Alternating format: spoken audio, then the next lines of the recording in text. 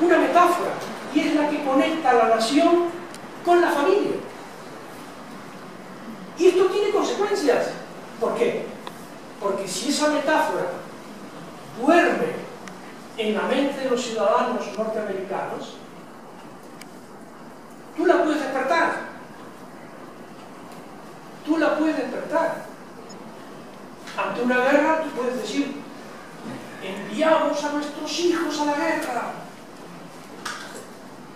Eso despierta algo en los ciudadanos. Y eso te permite legitimar mejor enviar, arrancar a los jóvenes de sus familias, meterlos en un avión y enviarlos a que los maten en otro país. Y esa es la operación. Muchos caerán, muchos no volverán. Es importante esa metáfora. Es muy importante. Es útil para persuadir. Norteamérica sería la casa común de todos los ciudadanos norteamericanos. Te permite llamadas a la solidaridad, como es el caso de una guerra, ¿no? Al hermanamiento. Te permite adormecer, aquietar, domesticar el espíritu crítico que podría manifestarse ante situaciones desesperadas, ¿no? Son las que se produjeron en los Estados Unidos después del ataque a las Torres Gemelas, ¿no? Vemos que la metáfora es importante. El uso de la metáfora, entonces, en el discurso político, dalo por descontado. Y va a tener alguna eficacia persuasiva, no lo dudes. Es interesante también, porque está relacionado con lo que estudiamos, analizar la teoría de Lakoff sobre las motivaciones del voto. Hay distintas motivaciones del voto en Occidente, no las voy a mencionar todas, pero hay algunas que dicen que la gente vota por sus intereses, la teoría utilitaria del voto, ¿no? Lakoff dice que no es necesariamente así, que la gente vota por aquellos que se le parecen, o que ellos creen que se le parecen. La gente vota por mecanismos identitarios. Y debe ser así, porque en España, por ejemplo, en los últimos 30 y tantos años, presente al candidato que presente, y presente el programa electoral que presente la derecha, hay gente que siempre vota eso.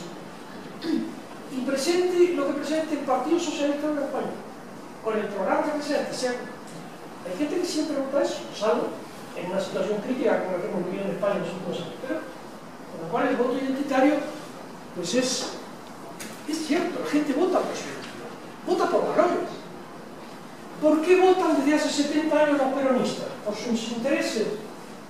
No, los peronistas son especialistas en destruir repúblicas. Bueno, la República Argentina de eso. Y sin embargo, el 30% de la población, más o menos, vota por sus intereses, da la impresión de que hay lugar para una teoría distinta como esta, ¿no? Vota por sus valores, vota por aquellos que se les parecen, que ellos consideran que se les parecen, ¿no? Con gente con la que ellos se identifican. En el caso de Argentina, bien porque saben poner a trabajar la memoria colectiva. Entonces hablan de Perón, de Evita, ¿no? Luego hacen políticas que seguramente no tienen nada que ver con el Perón o con la tradición peronista, pero sirve el uso de los símbolos porque activa memorias dormidas y metáforas en los ciudadanos.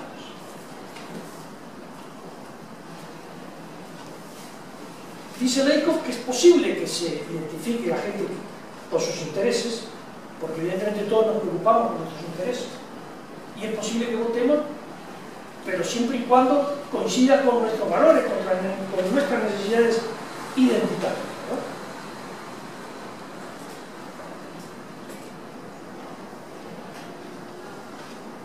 ¿no? Y es que además de intereses hay otras cosas.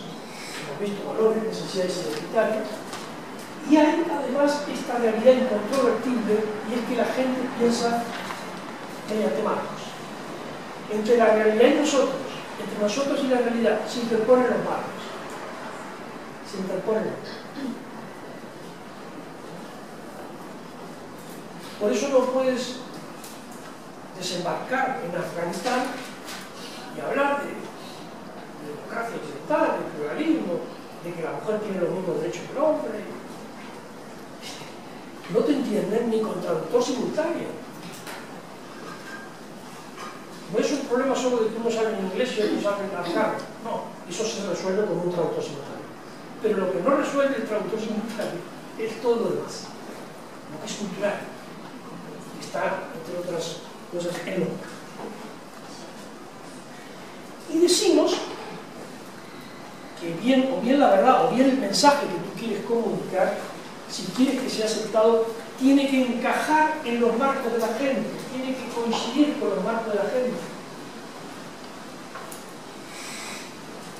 Un mensaje norteamericano no puede coincidir, además de un señor que viste militar, viste uniforme militar y que viene armado, se embarca en Kabul, es que no puede coincidir con los marcos de